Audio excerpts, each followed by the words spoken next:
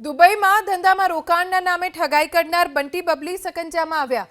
Police કસ્ટડીમાં રહેલા સૌરીન પટેલ અને અક્ષિતા પટેલ જેમને ઊંચું વળતર આપવાની લાલચ આપીને 3.50 કરોડનું કૌભાંડ આચર્યું। અઠક દંપતીએ દુબઈમાં ધંધામાં રોકાણ કરવાના નામે ક્રેડિટ કાર્ડથી નાણાં અને બેંક લોન મેળવી છેતરપિંડી આચરી। રોકાણકારોને રૂપિયા નથી આપવાના અને 10% વળતર આપવાનું કહી વિશ્વાસ કેળવ્યો। બાદમાં તેમના ક્રેડિટ કાર્ડનો ઉપયોગ કરી છેતરપિંડી આચરી। આ છેતરપિંડીને લઈ આર્થિક ગુના નિવારણ શાખામાં ફરિયાદ નોંધાઈ। ઈઓડબ્લ્યુની ટીમે પંજાબથી ઠગ દંપતીને ઝડપી લીધા। તપાસમાં ખુલાસો થયો કે બંટી બબલીએ 2021થી ઠગાઈનું નેટવર્ક શરૂ કર્યું।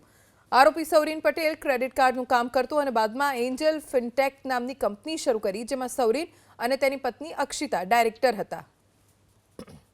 આ કામના આરોપી જે છે એ આરોપી જે લોકો છે તે સૌરીન પંકજભાઈ પટેલ અને તેમની પત્ની અક્ષિતા કરીને છે। આ બંને જણાએ એન્જલ ફિનટેક પ્રાઇવેટ લિમિટેડ આશ્રમ રોડ ખાતે એક ઓફિસ ભાડેથી રાખી અને રોકાણકારોનો સંપર્ક કરી તેઓને ખૂબ જ મોટું વળતર આપવાનું, આશરે 10% જેટલું વળતર આપવાની લોભામણી લાલચો આપી લોકો પાસેથી રોકાણ કરાવતા હતા। અને આ માટે તે લોકો કોઈ રોકડા પૈસા લેતા ન હતા, પરંતુ તે લોકોના આધાર કાર્ડ, પાન કાર્ડ આધારે ક્રેડિટ કાર્ડ મેળવી અને ક્રેડિટ કાર્ડ ઉપર પૈસા લેતા હતા।